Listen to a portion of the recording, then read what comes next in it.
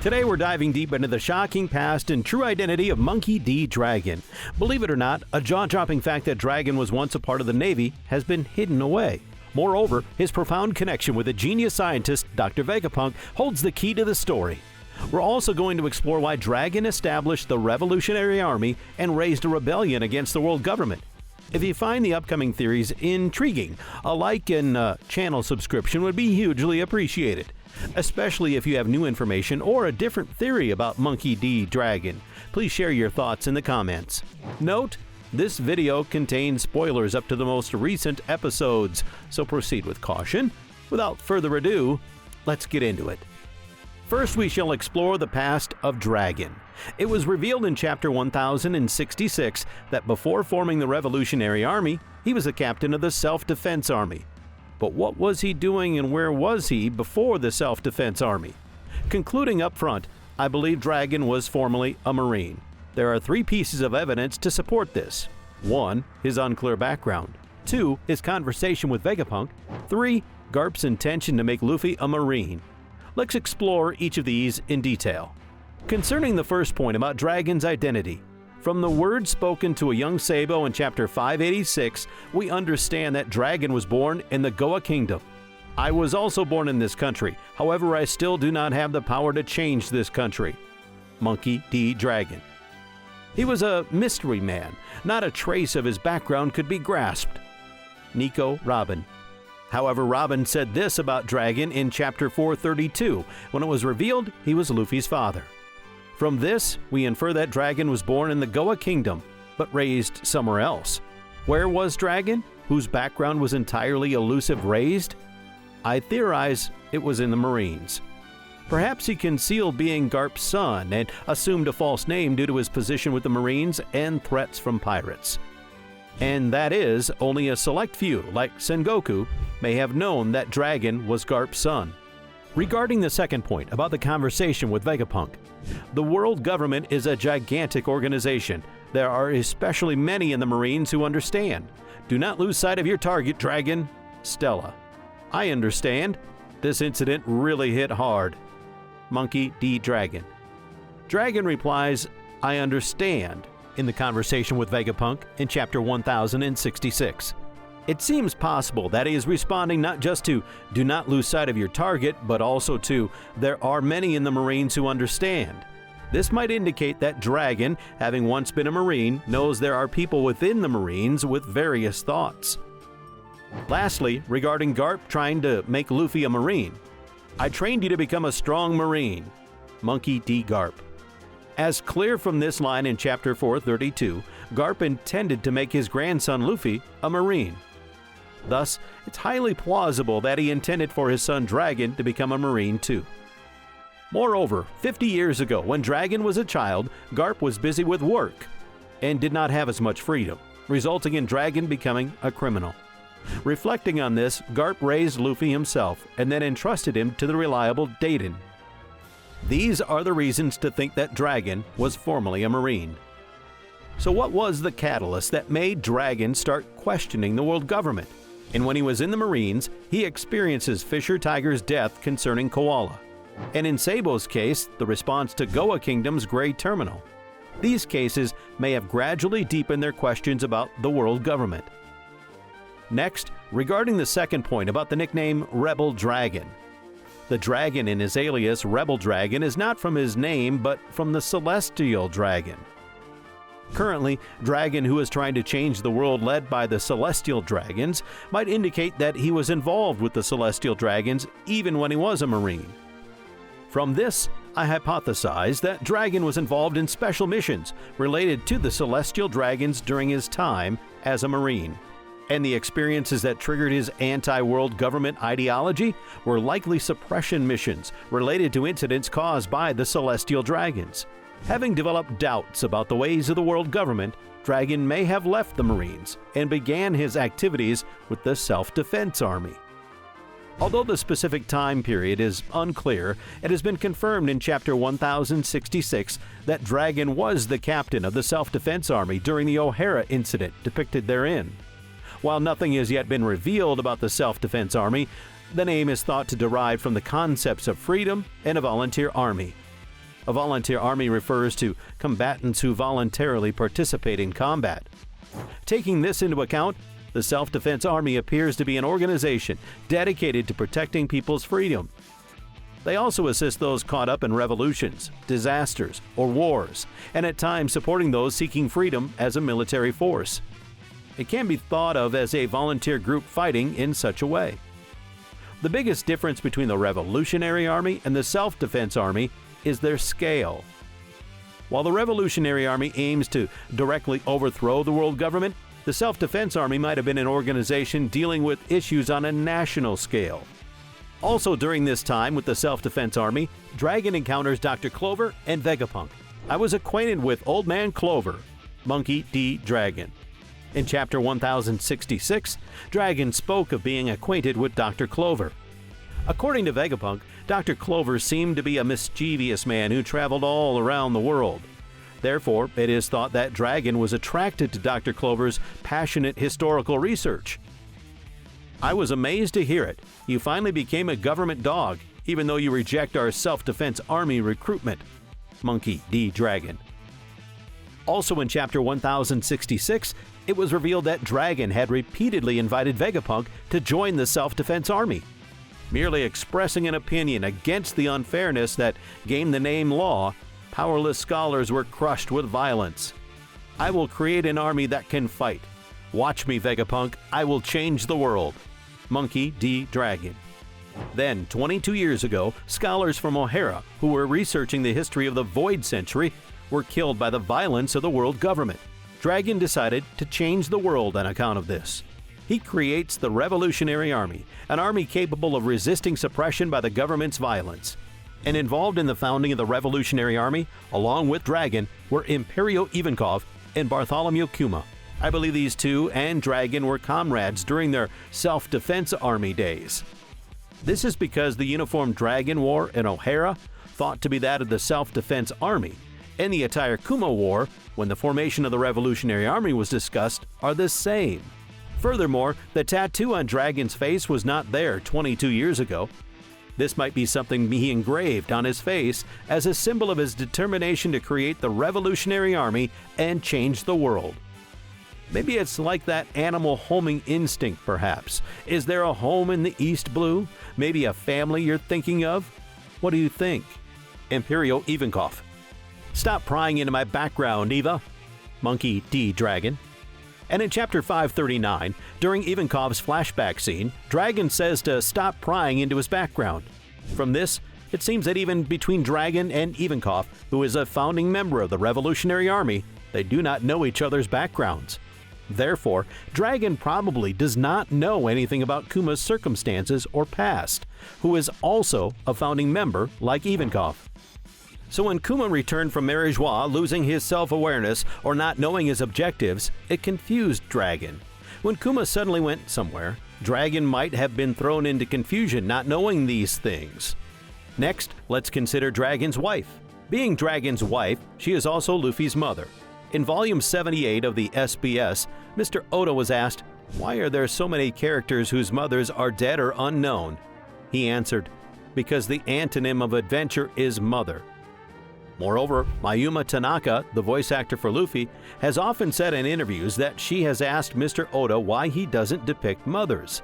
He replied, "Adventures can be had because one leaves their mother. I want to write an adventure story, so I do not depict mothers." To which she thought, "I see." Given that Mr. Oda has said he will not depict Luffy's mother, I believe Dragon's wife will not make an appearance. Also, in a feature article in the North American edition of Weekly Shonen Jump, released in 2008, Mr. Oda was asked about Luffy's mother's image by a reader. First, regarding her life or death, he said, "I think she's alive.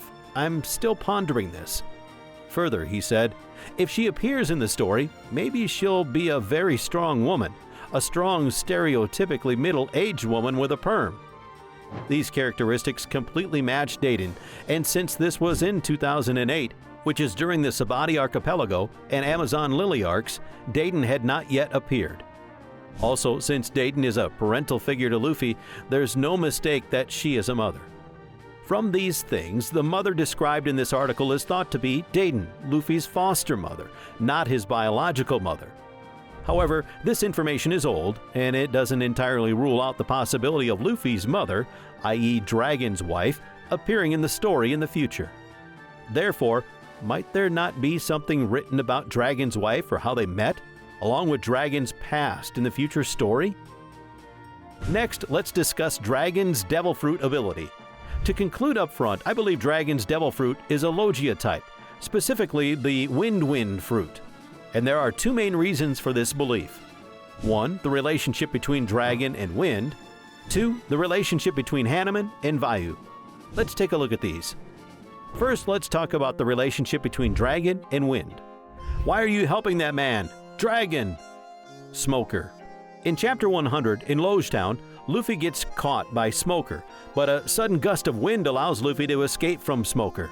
And since Smoker says this, it is certain that Dragon was the one who created the wind.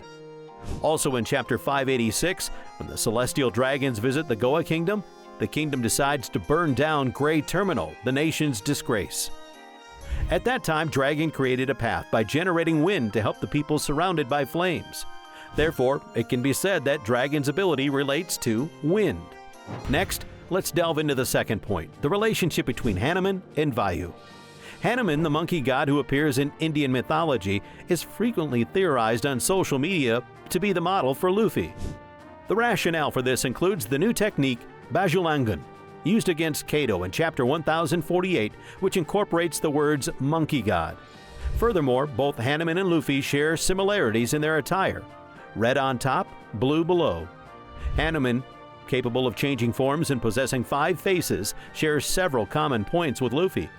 If Luffy's model is Hanuman, Dragon, his father, could be modeled after Hanuman's father, Vayu. Given that Vayu is a wind god in Indian mythology, it leads us to believe that Dragon's ability relates to controlling the wind. Now, what can Dragon's presumed devil fruit, the wind fruit, do? It's plausible that it allows him to transform his body into wind and manipulate it at will.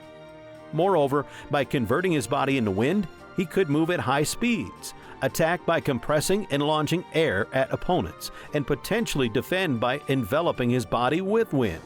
Given that typhoons, a wind-related disaster, can cause extensive damage, the Kaze wind fruit might also possess phenomenal destructive power. Lastly, let's think about awakening. The characteristics of a devil fruit's awakening can change depending on its type. The awakening of a Paramecia type allows the user to bestow their abilities upon surrounding objects and control them. Zoan types can gain abnormal strength and recovery abilities, but there's a risk of their personalities being consumed. Logia types awakenings have not been introduced at this point. However, it's almost certain that Okeji and Okenu, being Logia users, have awakened their abilities. That is considering Punk Hazard's bifurcated landscape of ice and flame and the significant weather impacts caused by the duel. Logia awakening might involve leaving a lasting impact of the user's ability on the land. While not Logia types, key figures like Luffy, Law, Kid, and Lucci, who will likely play pivotal roles in upcoming story arcs, have begun to awaken their abilities. Hence, it's almost certain that Dragon's abilities have awakened. Moreover, regarding the assumed wind fruit's awakening, could it transform the environment where the awakened abilities were used into a tempestuous wind-ravaged landscape? Next, let's discuss Dragon's Haki. To date, Dragon's combat scenes have not been depicted, and it's unclear whether he can use Haki. However, to conclude up front, it's highly plausible that Dragon can wield all 3 types of Haki: observation, armament, and conquerors. Did he indeed inherit it? Monkey D. Garp. From Chapter 570, where Garp mutters this upon seeing Luffy unconsciously unleash Conqueror's Haki, it can be inferred that the ability to use Conqueror's Haki might be hereditary. Given that Garp, who stood toe-to-toe with Roger, one of the strongest Haki users, is very likely to possess Conqueror's Haki. And considering his son Luffy also has it, isn't it likely that Dragon can utilize Conqueror's Haki as well? Moreover, Luffy excels in Conqueror's Haki, and Garp, who is almost certainly able to utilize it, matched Roger. So it's conceivable that Dragon's Conqueror's haki is outstanding, even among those who possess it. The ability does not rule the world. The world is well made, as Roger wasn't a fruit user. Only haki surpasses everything. Kato. And from chapter 1047, Kato's statement, "Only haki surpasses everything," crucial information was revealed. Moreover, things possible with haki, like Future Sight and Ryu, have been revealed. And that only a select few powerful individuals can wield Conqueror's haki has been disclosed, signifying the growing importance of haki. From all this, it goes without saying that haki will be crucial in the battles ahead. And for Dragon, he leads the Revolutionary Army, a force rivaling the Navy and the Four Emperors, and who truly has the disposition of a king. Naturally, it is assumed that his mastery of both armament and observation haki should be high enough to stand against Kato and Shanks, who are among the strongest in the story. Therefore, wouldn't it be almost certain that he can use advanced techniques like Future Sight and Shared Vision with observation haki, and Ryu with armament haki? Whitebeard's Pirates Captain Edward Newgate, 5.046 billion berries. Roger's Pirates Captain Gold Roger, 5.5648 billion berries. In the history of pirates, no one has surpassed these two. Brand new. From Chapter 957 and Brand New's explanation, it's clear that in pirate history, no bounty surpasses Roger and Whitebeard. However, given the expression in pirate history, Roger's bounty might not be the highest ever. And the person who isn't a pirate nor Navy, but surpasses Roger's bounty, may well be Dragon from the Revolutionary Army. Also, Dragon, being called the world's worst criminal, having a bounty surpassing Roger due to his level of threat, wouldn't be surprising. Furthermore, based on Roger's bounty of 5.5648 billion berries, Luffy's final bounty was expected to be 5.656 billion berries. However, Luffy's devil fruit wasn't the gum fruit, but the human fruit, mythical type model Nika. So Dragon, who is expected to have a final bounty of 5.656 billion berries like Luffy, wouldn't have any issue having a higher amount. In conclusion, I will present the estimated bounty for Dragon. I predict Dragon's bounty will be 6.01065 billion berries. Despite the story entering its final arc, Dragon still remains shrouded in mystery. When the bounty amount for such a character is revealed, I anticipate it to be an amount that will impact the readers. Therefore, I predict it to be in the 6 billion berries range, significantly surpassing Roger and Whitebeard. Incidentally, regarding the fractional 10.65 million berries, I deem this figure appropriate, considering the D in Dragon represented as 10, Ra as 6, and Go as 5. Declaring war by destroying the heavenly dragon's hoof, the symbol of the world nobles in the dwelling zone of the celestial dragons, the land of the gods, Black Horse. As explained by Black Horse, the chief of the Naval Criminal Investigation Bureau, in Chapter 1056, the Revolutionary Army has declared war on the world government. The Revolutionary Army is trying to overthrow the world government directly. However, it's challenging for the masses to overthrow the government in Marijois because the world government has the substantial military force of the Navy. And if the Revolutionary Army attacks Marijois, an all-out war with the Navy is inevitable. The Whitebeard Pirates, a Yonko crew, were defeated by the Navy in the War of the Best 2 years ago. So it's speculated that it would be challenging for the Revolutionary Army to triumph over the Navy alone. Therefore, the Revolutionary Army might ally with other forces to overthrow the world government. That force would be the Straw Hat crew. Live as you wish, Luffy. Sometimes an era, imbued with all kinds of confidences and ambitions, questions the world. Eventually, the day when we meet will come. Monkey D. Dragon. Dragon's statement in Chapter 440 could be perceived as foreshadowing that Luffy and Dragon will eventually meet. I believe that Dragon, currently in the first half of the Grand Line, and Luffy in the New World will meet when they go to Marijois to overthrow the world government. Furthermore, Luffy and Sabo, Dragon, Sanji and Ivankov, Robin in the Revolutionary Army, Jinbe and Koala, Moreover, Luffy, Jinbe, Ivankov, and Inazuma cooperated in the War of the Best. Although they have not been deeply involved to date, the relationships between each member of the Revolutionary Army and the Straw Hat crew are profound, and it's thought that they might collaborate more fully in the future. Now, there are mainly two ways how the Revolutionary Army and the Straw Hat crew might come into contact. First, Luffy contacts the Revolutionary Army regarding Sabo, and secondly, Dragon contacts Vegapunk concerning Vegapunk and Kuma. Let's take a look at these. First, about Luffy contacting the Revolutionary Army regarding Sabo. Rurosia, what I see, an unlucky man. No, this is fate. 5 elders. Sabo, who was revealed to be staying in the Rurosia Kingdom in chapter 1060, and the 5 elders stated, an unlucky man. From this conversation, it can be confirmed that the Rurosia Kingdom was to be obliterated, and it seems that Sabo happened to be in that country. Let's go to Alabasta, now. Monkey D. Luffy. And in chapter 1060, upon learning of Vivi's disappearance, Luffy immediately intends to head to her, just as he aimed to head straight to Ace in his time of need. In such a manner, Luffy has always tried to head directly to those he cares about when something happens to them.